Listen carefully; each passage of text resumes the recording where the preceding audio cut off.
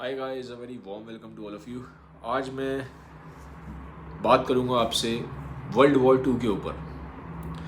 अब मैं world war to के ऊपर वीडियो क्यों बना रहा हूँ, उसकी दो वजह हैं। पहला, काफ़ी लंबे टाइम से इंस्टाग्राम पे मेरे पास इनबॉक्स था, कई लोगों ने रिक्वेस्ट की कि आप वर्ल्ड वॉर के ऊपर वीडियो बनाइए। ठीक है, पहली चीज़ ये। सेकंड, वॉर से हमें ह्यूमन नेचर के बारे में बहुत इंसाइट मिलती है, क्योंकि पीस टाइम में तो हम सब बहुत अच्छी बातें करते हैं, प्यार होना चाहिए, पीस होनी चाहिए, सब अच्छे से रहने चाहिए, बिल्कुल रहना चाहिए, प्यार होना चाहिए, पीस होना चाहिए। बट इंसान के बातें और इंसान के एक्शंस दोनों में बहुत डिफरेंस है, और ये जीता जागता सबूत इसका वॉर है। खाली अगर हम पीस लविंग और खाली अगर हम लव मेकिंग वाले स्पीशीज़ होते तो वॉर नहीं होते। ठीक है, बार बार इंसान वही गलतियां दोहराता है।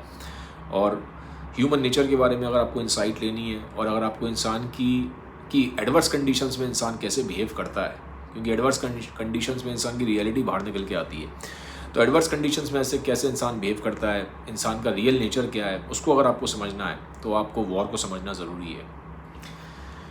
तो आज मैं बात करूँगा पहले इस वीडियो में आज की बेसिस क्या है, क्यों हुआ वर्ल्ड वॉर टू, ऐसी क्या कंडीशंस थी आसपास की वॉर हुआ। वर्ल्ड वॉर टू को वॉर ऑफ ऑल वॉर्स बोला जाता है कि दुनिया में अभी तक पूरे ह्यूमन हिस्ट्री में इससे ज़्यादा डिस्ट्रक्टिव वॉर कभी नहीं हुआ। करोड़ों मौतें हुई और बहुत ज़्यादा डिवास्टेशन हुआ था। बट कोई भी चीज़ ऐसे ही नहीं हो जाती, रैंडम नहीं होती, कुछ ना कुछ उसके पीछे एक वजह होती है। तो आज हम उस वजह को समझने की कोशिश करेंगे इस वीडियो में कि फंडामेंटल क्या था, किस वजह से ये वॉर हुआ। पहला चीज़, जब वर्ल्ड वॉर 1 ख़त्म हुआ तो सारी कंट्रीज़ ने, जो विनर कंट्री थी जैसे कि ब्रिटेन था, फ्रांस था, अमेरिका था, इन्होंने सारा ब्लेम लगा दिया जर्मनी पे कि तुम्हारी वजह से ही ये वॉर हुआ। और जर्मनी पे बहुत सारे फ़ाइन लगा दिए, करोड़ों का फ़ाइन लगा दिया। अब वो कंट्री ऑलरेडी वॉर में हारी है, तो वैसे ही उस कंट्री की हालत खस्ता है, लगा दिया उन पर करोड़ों रुपए का फ़ाइन। पहला। दूसरा, जर्मनी को बोला कि अब तुम अपनी मिलिट्री पे काम नहीं करोगे, मतलब अब तुम अपनी आर्मी को नहीं बढ़ा सकते, सोल्जर्स रिस्ट्रिक्ट करो, अपनी एयरफोर्स पे काम नहीं कर सकते, अपनी नेवी पे काम नहीं कर सकते। ठीक है, तो एक तरीके से जर्मनी की मिलिट्री स्ट्रेंथ को उन्होंने बहुत ज़्यादा रिस्ट्रिक्ट कर दिया। अब क्या हुआ, इसके कॉन्सिक्वेंसेस क्या हुए जो जर्मनी पे इतने सारे सैंक्शंस लगे। ठीक है, ये ट्रीटी ऑफ वर्सैलिस थी जिसके थ्रू ये हुआ। कॉन्सिक्वेंसेस इसके ये हुए कि जर्मनी में बहुत ज़्यादा बेरोजगारी आ गई। अराउंड 30 से 40% जो जनता थी वो बेरोजगार थी, क्योंकि इतना सैंक्शन लगा दिया, इतना पैसा वहाँ से जर्मनी से विनर कंट्रीज़ ने लेना स्टार्ट कर दिया कि जर्मनी के पास पैसा बचा ही नहीं, तो बेरोजगारी हो गई बहुत ज़्यादा। जो जवान लोग थे वो फ्रस्ट्रेटेड थे, बहुत फ्रस्ट्रेट हो रहे थे वो। दूसरा, जर्मनी की बेइज्जती बहुत हुई। बेइज्जती क्यों हुई यार, जर्मनी के अंदर ना एक प्राइड थी कि हम, उनका इतिहास ऐसा है, उनको लगता था कि हम इतने ग्रेट नेशन है, और यहाँ हो गई जर्मनी की बेइज्जती, तो बेइज्जती बहुत हो गई थी। ठीक है, और थर्ड, जर्मनी की पब्लिक के अंदर जेलेसी भी आ गई। जेलेसी क्यों आ गई, क्योंकि जो विनर कंट्रीज थी वो सारी जो इकोनॉमिक ड्रेन हो रहा था जर्मनी का, उससे अपनी कंट्री को अपलिफ्ट कर रहे थे। 1920s के आसपास ये जितने भी 1918 में वॉर ख़त्म हुआ, वर्ल्ड वॉर 1। अब 1980 से लेकर आने वाले आगे 10 साल ये कंट्री बहुत ग्रो कर गई। फ्रांस, ब्रिटेन, अमेरिका, इनकी तो बल्ले बल्ले हो गई। ठीक है, और ये बेचारे बेरोजगार हैं, फ्रस्ट्रेट हैं, खाने को रोटी नहीं है। ठीक है, परेशान है जवान आदमी। तो यहाँ पे एक जेलसी भी आ रही थी, गुस्सा भी लोगों के अंदर बहुत ज़्यादा होता आ रहा था। ठीक है, तो एक तरफ बेइज्जती हो गई ट्रीटी ऑफ वर्सैलिस के थ्रू, दूसरा गुस्सा, हार का गुस्सा, बेरोजगारी का गुस्सा। तो ये एक ग्राउंड बन रहा था, फ्रस्ट्रेशन का ग्राउंड बन रहा था आगे के लिए, वॉर के लिए। अब क्या था, जर्मनी में उस टाइम पे जो सरकार थी, वेमर रिपब्लिक, वो ज़्यादा काम की थी नहीं, उस पर जवान लोगों का ट्रस्ट नहीं था। अब यहाँ पे एक गैप था, एक अच्छा लीडर चाहिए था जर्मनी को, जो उसकी जो पास्ट की जो ग्लोरी थी उसको वापस दिला पाए। अब यहाँ पे ये जो गैप है, इस गैप को फुलफिल करने के लिए आता है एक इंसान जिसका नाम था हिटलर। अगर आप किसी से भी पूछेंगे जो हिस्ट्री का एक्सपर्ट है, या अगर आप रिकॉर्डेड हिस्ट्री भी देखेंगे तो बोला जाता है सिर्फ एक इंसान है जिसकी वजह से वर्ल्ड वॉर 2 हुआ, वो इंसान था हिटलर। लेकिन हिटलर ऐसे ही नहीं बन गया। वो जो गैप था, जो मैंने अभी आपको कंडीशंस बताई, उन गैप की वजह से, क्योंकि जर्मनी को चाहिए था एक स्ट्रॉन्ग लीडर, वहाँ के जवान चाहते थे एक लीडर। ह्यूमन बिहेवियर है कि उनको लीडर चाहिए ही चाहिए, हम बिना लीडर के नहीं रह सकते। ठीक है, तो इस गैप का फ़ायदा उठाया हिटलर ने। अब हिटलर क्या था, अब ऐसा नहीं कि हिटलर की वहाँ की जो जनता है वो बेवकूफ़ है। हिटलर के अंदर कुछ खूबियाँ भी थी और कुछ उसने स्टार्टिंग में काम करवाया भी था, इसलिए हिटलर को सपोर्ट करा गया। मैं बताता हूँ कैसे। पहला, हिटलर के अंदर एक खूबी थी, वो बोलने में अच्छा था। ओरेटरी स्किल्स उसकी बहुत अच्छी हैं। अगर आप अभी भी यूट्यूब पे डाल के देखते हो हिटलर ओरेटरी स्किल्स तो आपको दिखाई दे जाएगा। तो बोलने में अच्छा था, इन्फ्लुएंस करने में अच्छा था, झूठ बहुत बोलता था, बहुत झूठ बोलता था, लेकिन अच्छा ओरेटर था। पहली चीज़, बड़े जोश के साथ बोलता था। स्पीचेस उसकी बहुत लंबी नहीं है, शॉर्ट स्पीचेस हैं, बट जोश इतना ज़्यादा है स्पीचेस में कि जो सामने वाला आदमी होता है वो उन इमोशन से भर जाता है। क्योंकि ये भी एक ह्यूमन नेचर का पार्ट है, अगर जो लीडर है उसमें बहुत जोश है तो सामने वाले में जोश भर जाता है। इसको मिरर इफेक्ट बोलते हैं। अब क्या हुआ, तो हिटलर जब पावर में आया, ठीक है, तो पहला तो उसने नौकरी देनी स्टार्ट करी लोगों को। अब लेकिन नौकरी दी कैसे, जैसे कि मान लो पब्लिक वर्क स्टार्ट कर दिया, कंस्ट्रक्शन स्टार्ट करवा दिया, सड़कें स्टार्ट करवा दी, जैसे एक्सप्रेसवे होते हैं ना, बड़े बड़े हाईवे एक्सप्रेसवे बनवाने स्टार्ट कर दिए। तो जो कंट्री के लोग थे, उनको बेरोजगार थे, उनको रोजगार मिल गया। लेकिन इसकी एक डार्क साइड भी थी, वर्किंग कंडीशन अच्छी नहीं थी और पैसा बहुत ही, समझ लो, चिल्लड़ पैसा मिलता था, नाम मात्र का पैसा था। लेकिन कहने को हो गया कि भैया मैंने कम से कम एम्प्लॉयमेंट तो दिया है आपको। तो ये हिटलर की चाल थी। लेकिन दिखाने के लिए सरफेस पे वो कह रहा है कि देखो भाई मैं तो तुम्हें अब बेरोजगारी में हटा दी। ठीक है, तो पहली चीज़ ये। सेकंड, जो मेन काम हिटलर ने किया था, उसने मिलिट्री में बहुत काम किया। जो मिलिट्री थी उस पर बहुत काम करना स्टार्ट कर दिया। उसने सारे सैंक्शन वैंक्शन कुछ नहीं माने, उसने कहा भाड़ में गए तुम्हारे सैंक्शन। सबसे ज़्यादा काम उसने किया था अपनी एयरफोर्स पे। ठीक है, लुफ्तांवे बोलते हैं उसको। तो उसने अपनी एयरफोर्स पे बहुत काम किया। और एयरफोर्स पे काम करने का रीज़न ये भी होता है, जब वॉर होता है तो आप देखोगे जो सबसे ज़्यादा डिस्ट्रक्शन कॉज होता है वो ऊपर से होता है। ज़मीन से आप इतने लोगों को नहीं मार सकते, ना ही समुद्र के थ्रू इतने लोगों को मार पाओगे। ज़्यादा से ज़्यादा लोग मरते हैं ऊपर से जो अटैक होते हैं, एरियल अटैक्स होते हैं। एरियल अटैक्स को मार पाना ही मुश्किल है, उनसे बच पाना ही मुश्किल है। तो इसने अपनी एयरफोर्स पे बहुत काम किया। और इसी एयरफोर्स की वजह से जो उसकी स्ट्रैटेजी थी हिटलर की, ब्लिट्जक्रीग, जब इसने बाद में इंग्लैंड पर अटैक किया, बाकी कंट्रीज़ पर अटैक किया, फ्रांस पर अटैक किया, तो आप देखोगे ब्लिट्जक्रीग जो हिटलर का तरीका था मारने का दूसरी कंट्रीज़ को, उसमें एयरफोर्स का बहुत रोल था हिटलर की।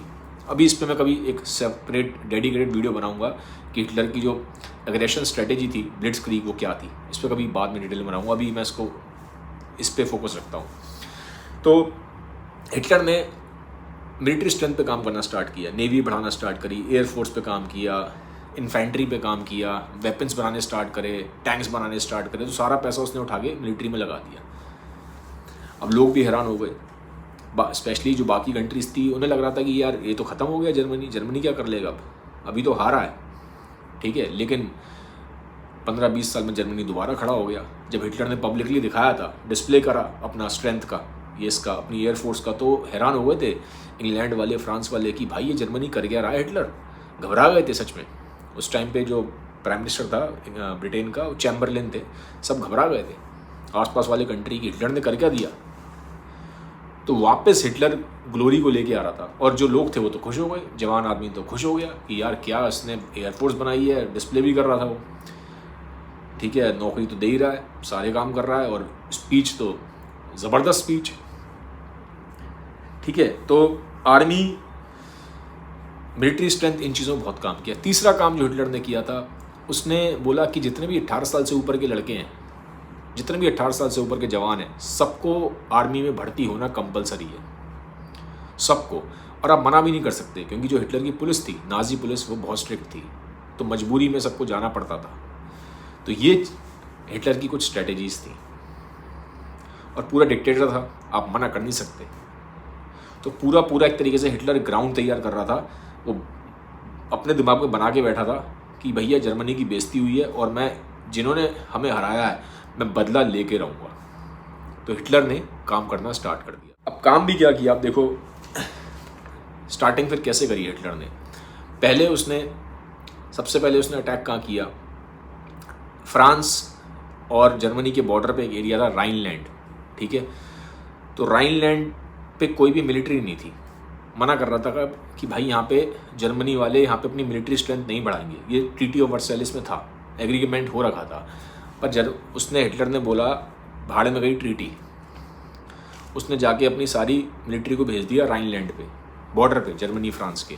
अब वहाँ पे फ्रांस वाले भी बैठे हुए थे, पहले से सैनिक जो थे, सोल्जर्स थे, लेकिन कुछ नहीं करा उन्होंने।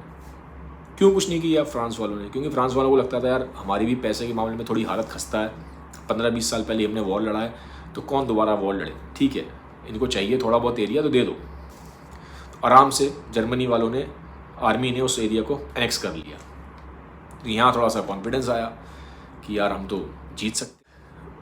आसपास जो ब्रिटेन था उसने भी इंटरफेयर नहीं किया। उसने कहा छोड़ो यार, कौन इंटरफेयर करे। थोड़ा समझते थे लोग हिटलर को, सनकी है, पागल है, तो कौन इससे मुंह लगे, ठीक है, दोबारा वॉर करवा देगा। तो उन्होंने कहा चल छोड़ो यार, कुछ बोला नहीं। ना तो फ्रांस वालों ने कुछ बोला, ना इंग्लैंड वालों ने कुछ बोला, शांति से बैठ गए। अब हिटलर माना नहीं, हिटलर का कॉन्फिडेंस बढ़ गया। उसके बाद उसने अटैक किया। जर्मनी के नीचे एक कंट्री है बिल्कुल लगा हुआ, ऑस्ट्रिया, जबकि खुद हिटलर भी ऑस्ट्रिया का ही पैदा हुआ था। और ऑस्ट्रिया में अगर आप देखोगे तो बहुत हद तक सेम जर्मन लैंग्वेज बोली जाती है, सेम जर्मन कल्चर है। तो हिटलर ने बोला कि यार ये तो ऑस्ट्रिया वाले हमारे जैसे ही हैं, ठीक है, तो इनको तो अपने अंदर ले लो। तो ऑस्ट्रिया पे अटैक करा, बड़ा आराम से जीत गया। तब भी फिर कुछ नहीं बोला फ्रांस वालों ने और ब्रिटेन वालों ने। उन्हें लगा छोड़ो यार, ये तो ऑलरेडी ऑस्ट्रिया तो नहीं का पार्ट है, तो कोई बात नहीं, इसको ले रहा है लेने दो, थोड़ा बहुत ले लेगा, शांत हो जाएगा, तो ज़्यादा टेंशन की ज़रूरत नहीं है, हमें थोड़ा ना कुछ कह रहा है। तो उन्होंने फिर क्या हुआ, हिटलर की कारगुजारी को अनदेखा कर दिया। अब फिर एक और लगा देश था जर्मनी से, उसको बोलते हैं चीगोस्लाविया, मतलब आज करंट में उसको चीगोस्लाविया को बोलते हैं, चेक रिपब्लिक। हिटलर ने उस पर भी अटैक कर दिया, उसका कुछ एरिया ले लिया छोटा सा, ठीक है। तो अब यहाँ पे फिर जब चेक रिपब्लिक का एरिया ले लिया तो वहाँ पे चेक रिपब्लिक के जो मिनिस्टर थे उन्होंने ब्रिटेन फ्रांस वालों को बोला, तो सब एक मीटिंग हुई, हिटलर भी आया, फ्रांस वाले भी आए, ब्रिटेन वाले भी आए, चेक रिपब्लिक के मिनिस्टर भी थे। तो हिटलर ने बोला कि यार देखो ऐसा है, टेंशन मत लो, झूठ बोलने बहुत माहिर था, ठीक है। हिटलर का एक बहुत फेमस सेइंग भी है कि झूठ बोलो और बड़ा झूठ बोलो, और एक ही झूठ को 10 बार रिपीट करते हो तो लोग उसको सच मान लेते हैं। तो हिटलर की सेइंग है, कोट है, अगर आप गूगल करोगे दिख जाएगा। हिटलर झूठ बोलने में बहुत माहिर था। तो जो हिटलर वहाँ पहुँच गया, हिटलर ने बोला कि भाई देखो ऐसा है, जो हो गया, अब मैं आगे मैंने इन्वेजन नहीं करूँगा, बंद कर दूंगा, टेंशन मत लो, तुम जाओ। तो जो उस टाइम फिर ब्रिटेन का जो प्राइम मिनिस्टर था चैम्बरलेन, वो हिटलर से लिखवा लाया पर्ची पे, भाई तू लिख दे, पता नहीं तुम्हारा भरोसा तो है नहीं है, फिर तू दोबारा अटैक कर दे। तो चैम्बरलेन पर्ची पे लिखवा लाया कि भैया पर्ची पे लिख दो कि दोबारा मैं अटैक नहीं करूँगा। तो चैम्बरलेन पर्ची पे उससे लिखवा लाया हिटलर से कि अटैक नहीं करेगा, और अपने इंग्लैंड में आके उस पर्ची को ऐसे दिखाते फिर रहे थे पब्लिक को कि देखो भाई मैं हिटलर से साइन करवा के लाया हूँ, हिटलर अटैक नहीं करेगा, तुम लोग शांति से रहो, कोई टेंशन नहीं है, मैंने अपनी कंट्री को तो पीस पे रख दिया है। पर हिटलर तो हिटलर है, हिटलर कहाँ मानने वाला, सनकी है, पागल है, और बड़ी प्यास थी जीतने की, दोबारा अटैक कर देता है। पूरा जो चेक रिपब्लिक है, पूरा चीगोस्लाविया उसको अपने अंडर ले लिया। अब यहाँ पे थोड़ा से कान खड़े हुए ब्रिटेन और फ्रांस के कि ये तो भाई हिटलर तो मान ही नहीं रहा, ये तो अपनी पे आ गया और ये तो आगे बढ़ता जा रहा है, उनको डर लगने लगा ये हम पे अटैक ना कर दे। और बात सही भी थी, हिटलर अपनी आर्मी और बढ़ाने लगा। फिर वो अपना नाजी बिल्कुल ही सारी उसने हदें पार कर दी। ज्यूस को उसने ब्लेम करा, अपनी ही कंट्री में उसने ज्यूस को ब्लेम करना शुरू कर दिया कि हम वर्ल्ड वॉर 1 में हारे हैं, ज्यूस की वजह से हारे हैं। फिर वो ब्लेम गेम, इंसानी फितरत है, हम अपनी हार को अपने ऊपर नहीं लेते, हम ब्लेम करते हैं दूसरों पे। तो हिटलर ने ज्यूस को ब्लेम करके ज्यूस को मरवाना स्टार्ट कर दिया। फिर हॉलोकॉस्ट वगैरह हुआ, वो एक अलग बात है, कभी इसके ऊपर सेपरेट वीडियो बनाऊंगा। अब यहाँ पे इसी वो वापस आते हैं। अब हिटलर ने अटैक करा पोलैंड पे। पोलैंड हिटलर जर्मनी के बगल में लगा हुआ देश है, पोलैंड पे अटैक कर दिया, ठीक है। और आधा इधर वाला जो पोलैंड है, लेफ्ट साइड वाला मैप में ये पूरा एक तरीके से जर्मनी के अंडर आ गया। इधर से राइट साइड से सोवियत यूनियन, समझ लो रशिया, रशिया सोवियत यूनियन ने भी अटैक कर दिया, रशिया ने भी पोलैंड पे, तो राइट साइड वाला पोलैंड एक तरीके से रशिया वाले ले गए। तो रशिया का जो उस टाइम पे जो रूलर था वो था स्टालिन। तो स्टालिन और हिटलर ने एक पैक्ट साइन कर रहा था, हम आपस में ही लड़ेंगे। तो आधा इधर राइट साइड वाला ले गए भैया सोवियत यूनियन वाले, लेफ्ट साइड वाला पोलैंड ले गए हिटलर, जीत लिया आराम से। लेकिन जब पोलैंड पे अटैक हुआ, अब इनके कान खड़े हुए ब्रिटेन और फ्रांस वालों के कि यार ये तो इसने तो हद ही क्रॉस कर दी है, तो मान ही रहा, बहुत ही ज़्यादा ज़िद्दी और बहुत ही ज़्यादा पागल आदमी है हिटलर। अब यहाँ पे फिर ब्रिटेन और फ्रांस ने वर्ल्ड वॉर 2 का डिक्लेरेशन कर दिया। हिटलर मान नहीं रहा है, अब इसको सबक सिखाने की ज़रूरत है। यहाँ से स्टार्टिंग होती है वर्ल्ड वॉर 2 की, ठीक है। तो इस वीडियो में मैंने आपको एक फंडामेंटल्स बताए हैं कि क्या कंडीशंस थी जिसकी वजह से वर्ल्ड वॉर 2 स्टार्ट हुआ और कैसे कैसे आगे प्रोग्रेस करा, ठीक है। आगे हम वीडियोज़ में देखेंगे और इसके बड़े इवेंट्स कि कैसे आगे जाके ये बड़े इवेंट्स में तब्दील हुआ और फिर कैसे ये फुल फ्लेजेड वॉर बना, ठीक है। तो ये आज का वीडियो था। आपको वीडियो कैसा लगा, आपको इंटरेस्टिंग लग रही है ये वीडियो की जो मैंने शुरुआत करी है, तो मुझे बताइएगा कमेंट सेक्शन में। अच्छा लगा, नहीं लगा, और आप किस टाइप के और वीडियोस चाहते हैं वॉर पे, वो भी मुझे बताइएगा, तो मैं वर्ल्ड वॉर 2 को अच्छे से कवर कर पाऊँगा। बाकी जाते जाते बोलूँगा, चैनल को सब्सक्राइब नहीं किया तो चैनल को सब्सक्राइब करें, वीडियो को लाइक करें, सबके साथ शेयर ज़रूर करिएगा। Have a nice day, bye bye, take care.